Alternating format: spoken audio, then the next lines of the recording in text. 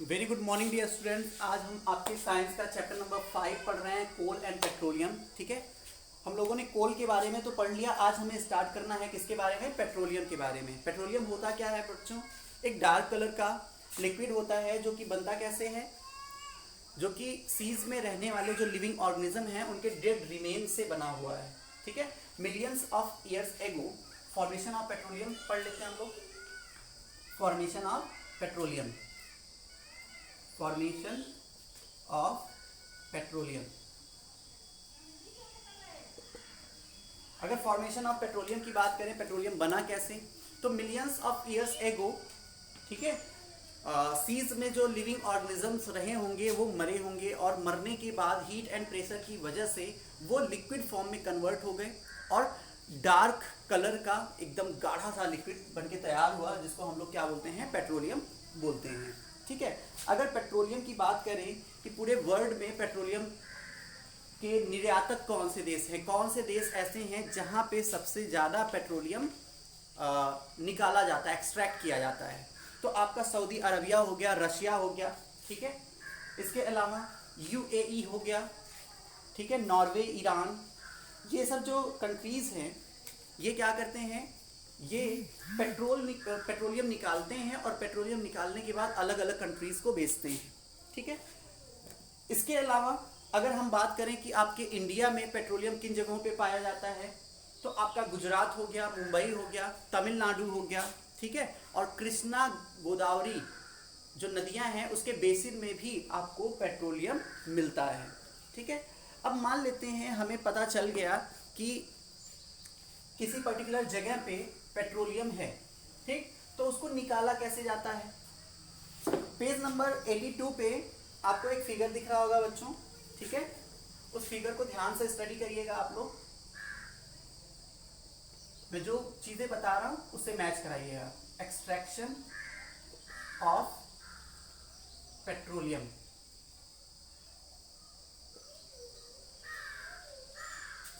सी beds में होते क्या हैं? सी बेड्स और रिवर बेसिन में कुछ रिजर्वायर्स होते हैं, उन रिजर्वायर्स में ही पेट्रोलियम पाया जाता है। अब सोचने वाली बात यह है कि क्या वहाँ पे पानी नहीं होता है? बिल्कुल होता है, लेकिन हम लोग जानते हैं कि जो पेट्रोलियम होता है उसकी डेंसिटी वाटर की डेंसिटी से कम होती है। जो गैस होती है, पेट्रोलियम के फॉर्मेशन में गैस भी रिलीज होती है। ठीक है, जो गैस होती है उसकी भी डेंसिटी होती है, वो भी वाटर से कम होती है। तो इसका मतलब वाटर की डेंसिटी अगर ज़्यादा है तो इसका मतलब ये है कि वाटर हैवी है, और जो चीज़ हैवी रहेगी वो नीचे रहेगी। वाटर के जस्ट ऊपर क्या रहेगा? पेट्रोलियम, और पेट्रोलियम के जस्ट ऊपर क्या रहेगा? गैस रहेगी। ठीक, तो उसको निकालते कैसे हैं? उन रिजर्वायर्स में पाइपलाइन डाली जाती है। पाइपलाइन का मतलब मोटी मोटी पाइप्स के थ्रू ड्रिल किया जाता है। ठीक है, समुद्र के नीचे उसको डाला जाता है, और वहाँ से जैसे हम लोग घर पे पानी निकालना होता है हम लोगों को, तो हम लोग क्या करते हैं? हैंडपम्प के थ्रू निकालते हैं, या फिर समरसेबल, या फिर टिल्लू पंप, इसके थ्रू पानी निकालते हैं, है ना। मोटर ऑन कर दिया, पानी निकलता जा रहा है। ठीक वैसे ही यहाँ पे ये मोटी मोटी पाइप्स डाली जाती हैं और मोटर के थ्रू उस लिक्विड को निकाला जाता है। ठीक, दो पाइप लाइन बिछाई जाती है, वहाँ पे दो पाइप लाइन डाली जाती है। एक तो गैस के लिए डाली जाती है, गैस वाली थोड़ी सी ऊपर रहती है, और जो ऑयल वाली रहती है वो थोड़ी सी नीचे रहती है। तो गैस के लिए ओपनिंग हो गई तो गैस तो आराम से यहाँ से निकलती जाएगी, और पेट्रोलियम के लिए मान लेते हैं कोई मोटर वगैरह लगा के पेट्रोलियम को बाहर निकाला जाता है, और वो पेट्रोलियम जो है टैंकर्स में भर के कहाँ पे पहुँचा दिया जाता है? ऑयल रिफाइनरीज में पहुँचा दिया जाता है। अब ऑयल रिफाइनरीज में पहुँच के उस पेट्रोलियम का होता क्या है उसके बारे में भी हमें जानना है। ठीक है, क्योंकि जो पेट्रोलियम है बच्चों वो कोई एक चीज़ नहीं है, उसका डायरेक्टली हम यूज़ नहीं कर सकते हैं। ठीक है, उसमें बहुत सारे कंस्टिट्यूएंट्स होते हैं उसके, और वो सारे के सारे कंस्टिट्यूएंट्स जो है बहुत ही इंपॉर्टेंट होते हैं, अलग अलग पर्पजेस के लिए उनको यूज़ किया जाता है। तो इस पेट्रोलियम को रिफाइन करना बहुत ही ज़रूरी है। ठीक, तो पेट्रोलियम को रिफाइनरीज में ले लिया जाता है, ऑयल रिफाइनरीज में। ठीक, वहाँ पे रिफाइनरीज में होता क्या है? इस पेट्रोलियम को इसके अलग अलग कंस्टिट्यूएंट में इसको सेपरेट किया जाता है। कैसे? वहां पे होता है एक फ्रैक्शनेटिंग टावर। क्या होता है? ऑयल रिफाइनरीज में एक फ्रैक्शनेटिंग टावर होता है, फ्रैक्शनेटिंग टावर। ठीक है, उस फ्रैक्शनेटिंग टावर में क्या किया जाता है, फ्रैक्शनल डिस्टिलेशन किया जाता है। क्या किया जाता है, फ्रैक्शनल डिस्टिलेशन किया जाता है। किसका, इस पेट्रोलियम का। कैसे किया जाता है डिस्कस करते हैं हम लोग, ठीक है। तो ऑयल रिफाइनरीज में क्या होता है, फ्रैक्शनेटिंग टावर, और वहां पे किया जाता है फ्रैक्शनल डिस्टिलेशन। उस फ्रैक्शनल डिस्टिलेशन में क्या किया जाता है उसके बारे में हम लोग डिस्कस करते हैं। मान लेते हैं पेट्रोलियम को ऑयल रिफाइनरीज में लेके गए, ठीक है। ऑयल रिफाइनरीज में जब लेके जाएंगे, पेज नंबर 83 पे देखिएगा आप लोग, fractional distillation of crude oil, ये दिया हुआ है, इस फिगर को देखिएगा। फ्रैक्शनेटिंग टावर के जस्ट बगल में एक फर्नेस है, वहां पे ऑयल को पास कराया जाता है पाइप्स के थ्रू, और उसको हीट अप किया जाता है, गर्म किया जाता है, ठीक है। उस फर्नेस में क्या किया जाता है, उस ऑयल को गर्म किया जाता है लगभग 400 डिग्री सेंटीग्रेड तक, ठीक। तो जाहिर सी बात है, अलग अलग जो कंस्टिट्यूएंट है वो अलग अलग टेम्परेचर पे क्या हो जाएंगे, अलग हो जाएंगे। जैसे गैस जो है वो 20 डिग्री सेंटीग्रेड पे क्या हो जाती है, अलग हो जाती है। जब 20 डिग्री सेंटीग्रेड उस फर्नेस का टेम्परेचर हुआ, ऑयल 20 डिग्री सेंटीग्रेड तक गर्म हुआ, तो उसमें जो गैसेस थी वो क्या हुई, अलग हो गई, जिसको हम लोग, कौन सी गैस होती है, लिक्विफाइड पेट्रोलियम गैस होती है। इसके बाद पेट्रोल अलग हुआ 70 डिग्री सेंटीग्रेड पे, फिर आपका 120 डिग्री सेंटीग्रेड पे नेफ्था अलग हो गया, फिर कैरोसिन अलग हो गया, फिर डीजल अलग हो गया, फिर लुब्रिकेट ऑयल अलग हो गया, फिर फ्यूल ऑयल अलग हो गया। लास्ट में 370 डिग्री पे आपका बचता है बिटुमिन, वो अलग हो जाता है, ठीक है।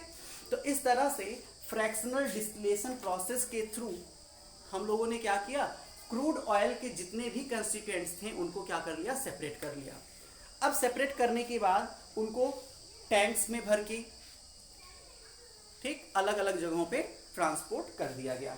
अब ये जो कंस्टिट्यूएंट्स हैं पेट्रोलियम के, इनको क्या बोलते हैं, इनको बोलते हैं पेट्रोकेमिकल्स। क्या बोलते हैं, पेट्रोकेमिकल्स बोलते हैं। जो डिफरेंट डिफरेंट कंस्टिट्यूएंट्स हमें मिले ना पेट्रोल के, उनको क्या बोलते हैं बच्चों, पेट्रोकेमिकल्स बोलते हैं। अब ये जो सारे के सारे पेट्रोकेमिकल्स हैं, इनका यूज क्या है उसके बारे में बात कर लेते हैं। सबसे पहला, जो गैस रिलीज हुआ, जो गैस निकली वहां से, उसको क्या बोलते हैं, उसको बोलते हैं एलपीजी, लिक्विफाइड पेट्रोलियम गैस। अब हम लोग जानते हैं एलपीजी का यूज कहाँ पे होता है भाई, डोमेस्टिक एंड इंडस्ट्रियल पर्पस के लिए उसका यूज होता है। डोमेस्टिक पर्पस की बात करें तो खाना बनाने के लिए एलपीजी का यूज होता है। अगर बात करें पेट्रोल की, तो पेट्रोल का यूज जो लाइट वेट व्हीकल्स होते हैं उनको चलाने में पेट्रोल का यूज किया जाता है। इसके बाद नेफ्ता का यूज गैसोलीन बनाने में किया जाता है, ठीक है। इसके बाद आता है आपका कैरोसिन का यूज लैंप को जलाने में, स्टोव्स को जलाने में, या फिर एयरक्राफ्ट, जेट एयरक्राफ्ट जो होते हैं उसको चलाने में एज अ फ्यूल कैरोसिन का यूज किया जाता है। फिर आता है आपका डीजल को हैवी व्हीकल्स जो होते हैं उनको चलाने में यूज किया जाता है। लुब्रिकेटिंग ऑयल की बात करें तो लुब्रिकेटिंग ऑयल का यूज कहाँ पे किया जाता है, हम लोग जानते हैं कि हम लोग मशीन एज में रह रहे हैं, मतलब आजकल सारी चीजें लगभग मशीन से हो रही हैं, ठीक है। तो मशीन में बहुत सारे ऐसे मूविंग पार्ट होते हैं जो कि जहाँ पे लुब्रिकेशन की जरूरत होती है। अगर हम लुब्रिकेशन वहाँ पे प्रोवाइड नहीं करेंगे तो वो पार्ट जल्दी से क्या हो जाएंगे, खराब हो जाएंगे, ठीक है। तो इस वजह से इन लुब्रिकेटिंग ऑयल का यूज मशीन्स में, उनके मूविंग पार्ट में किया जाता है ताकि वो जल्दी से खराब ना हो। इसके बाद fuel for ships and factories, फिर क्या मिलता है, शिप्स के लिए जो समुद्री जहाज होते हैं उनको चलाने के लिए भी फ्यूल की जरूरत होती है, वो फ्यूल इसी से आता है, ठीक। शिप्स को चलाने में, फैक्ट्रीज को चलाने में उस फ्यूल का यूज होता है, और बहुत सारे सेंट्रल हीटिंग में भी उसका यूज होता है। इसके अलावा जो लास्ट प्रोडक्ट था, लास्ट जो कंस्टिट्यूएंट था जिसको हम लोग बोल रहे हैं बिटुमिन का यूज किस पर्पज के लिए किया जाता है, बिटुमिन का यूज रोड सरफेसिंग के लिए किया जाता है, ठीक है। तो ये डिफरेंट यूजेस थे किसके, पेट्रोकेमिकल्स के। यही कारण है बच्चों, हम लोगों ने देखा कि जो पेट्रोलियम है उसके लगभग हर एक कंस्टिट्यूएंट कितने ज्यादा इंपॉर्टेंट है, और बिना पेट्रोलियम के हम इन चीजों को चला ही नहीं सकते थे, ठीक है। इसी वजह से पेट्रोलियम को क्या बोला जाता है, ब्लैक गोल्ड बोला जाता है, क्योंकि ये बहुत ज्यादा इंपॉर्टेंट है, ठीक है। इसके अलावा लेकिन सबसे ज्यादा दुर्भाग्य वाली बात यह है कि जो पेट्रोलियम है वो हमारे पास बहुत ही सीमित मात्रा में है, इसी वजह से इसको एग्जॉस्टिबल रिसोर्स ऑफ एनर्जी कहा गया है। तो अगर हम चाहते हैं कि ये थोड़ा सा लंबे समय तक हम इसको यूज कर सके, तो हमें बहुत ही बुद्धिमत्ता के साथ पेट्रोलियम का यूज करना चाहिए।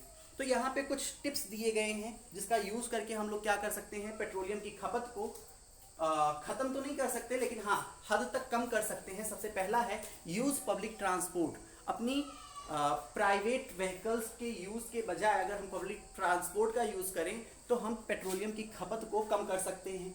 इसके बाद बोल रहे हैं walk to cover short distances. छोटी डिस्टेंस को अगर हमें तय करना है, छोटी डिस्टेंस कवर करनी है, तो उस कंडीशन में हम या तो वॉक करें या फिर साइकिलिंग करें। तो इससे क्या होगा, हमारी एक्सरसाइज भी होती रहेगी और हम पेट्रोलियम की खपत को भी कम कर पाएंगे। इसके अलावा बोल रहे हैं car pooling to school and work. ठीक है, car pooling to school and work.